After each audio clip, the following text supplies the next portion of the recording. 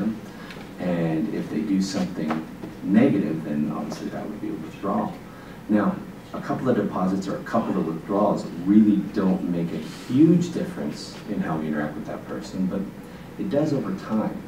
Have you ever noticed that if you're friends with someone at work and they occasionally let you down, they come to you and they're sorry that they didn't get something done, or they apologize because some commitment didn't come through, and very often they'll say something like, "Oh, geez, I really hate to do this. I knew I said I'd do it, but here's all these factors that are in play, and I really wish that I'd done it to you, but I didn't." Now, if you're friends with that person, how do you react?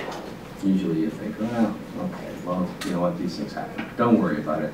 Let's just move on."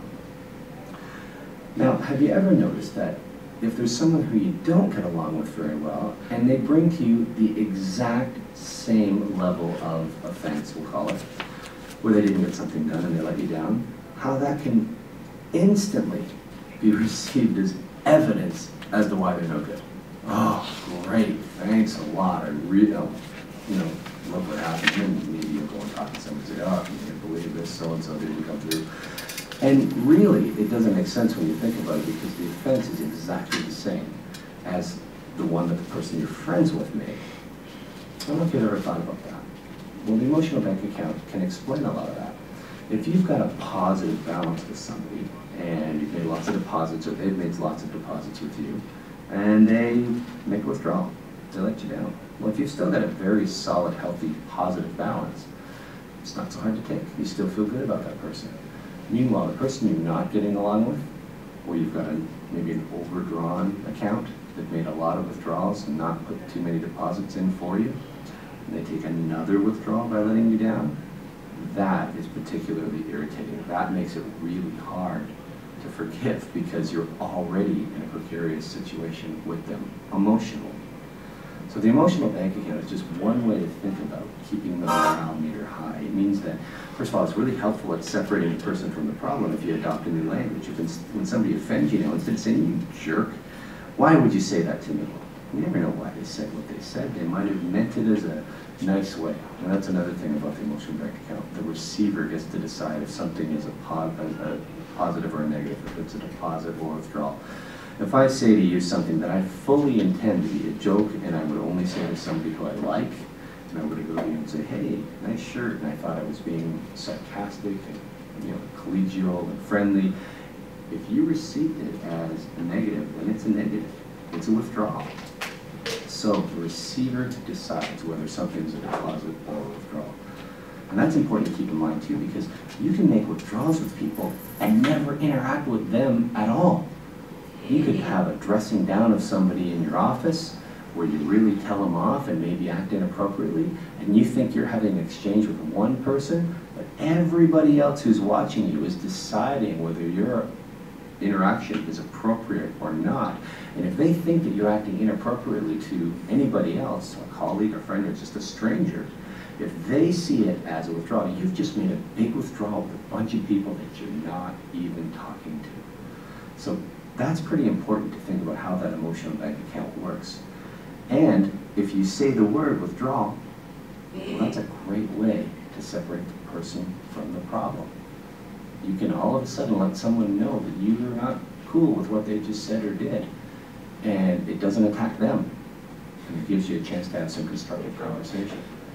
So that's why you should care, because someone with high self-esteem is easy to deal with, more productive, and if you want your life to be easier, surround yourself with people who feel good about themselves. Now, I'm not talking about false praise or compliment bombing people.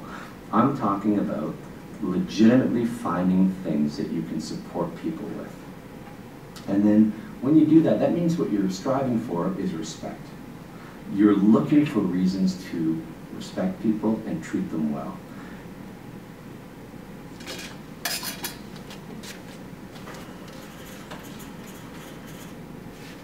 Someone put that light back on for me. Just the one in there. So what do we understand is the emotional bank account? Out of that video, what did we get? Yeah. Every interaction you have adds to somebody. So, and it can be positive or negative, depending on how your attitude is and how they receive it. Anything else? Yeah. 1 or 2 withdrawals, or even like deposits over time won't make that much of a difference, but it's just the consistency thereof that will that will really have a lasting effect. Perfect.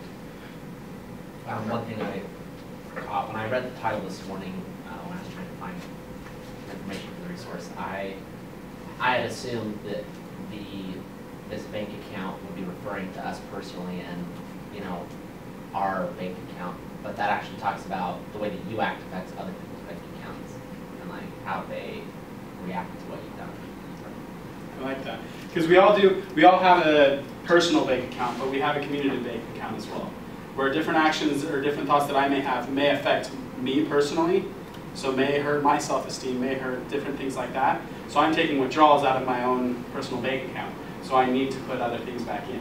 But for me, a lot of the times, other people's compliments and other people's things, them putting those deposits into our relationship, often put deposits into my own personal self-esteem bank account as well.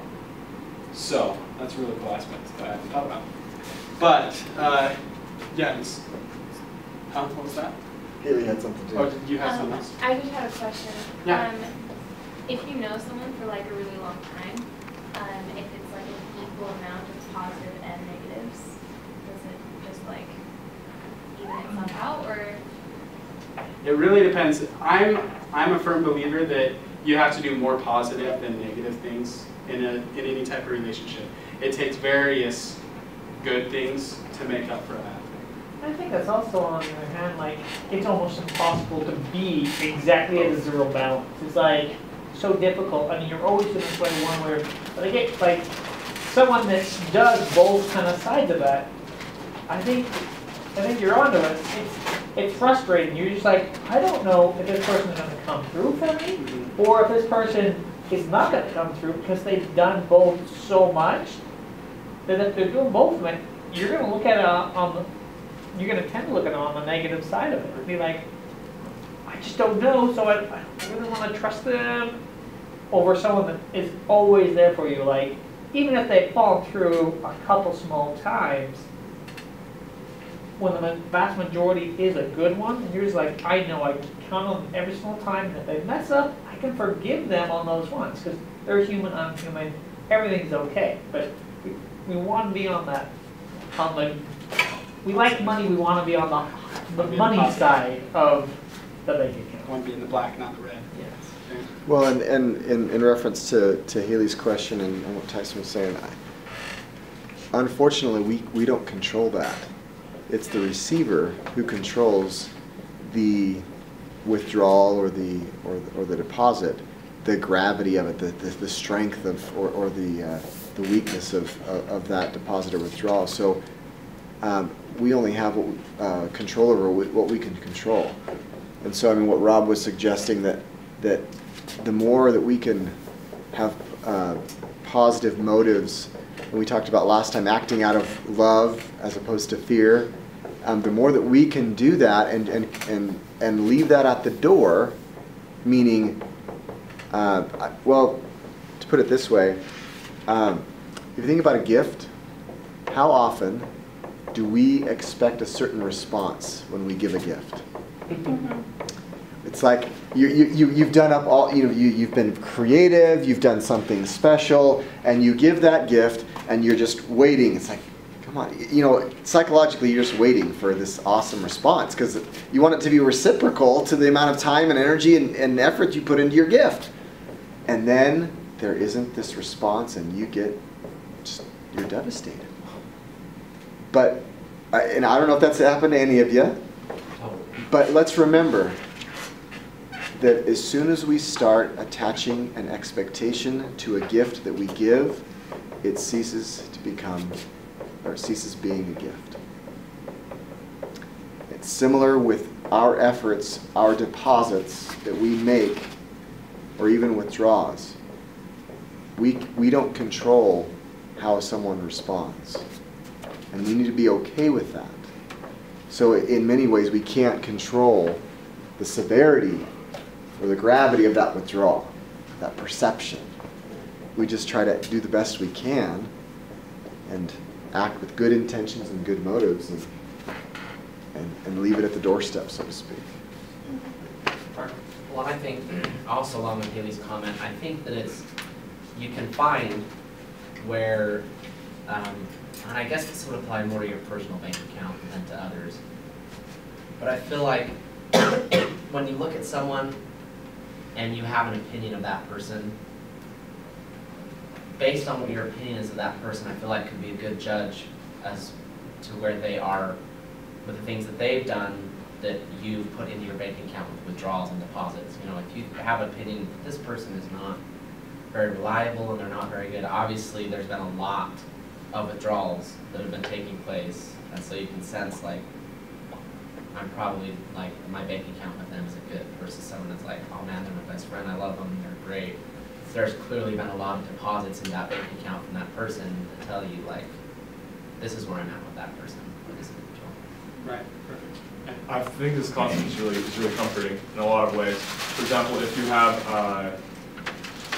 a bad relationship with yourself, and many people do, you can work on that. You can increase your personal bank account by keeping promises to yourself. I've been reading in like the teen version of the 7 Habits. Yeah, it's the thing with the DI. So like you can make personal deposits by keeping promises to yourself, by saying nice things about yourself, by forgiving yourself, and like I think the author of the teen version, he says that you can kind of see a shift in the way you see others. For example, or if you don't know if you have a low bank account, like are you jealous of other people?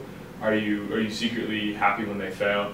Or can you honestly be happy for other people's successes? Do you care about what they think, like excessively? And like those are all signs of a low personal bank account. But as you work and as you serve others and as you do those tiny things to keep investing in yourself, like anytime like you like keep a commitment to yourself, ka-ching, you know, you got more in your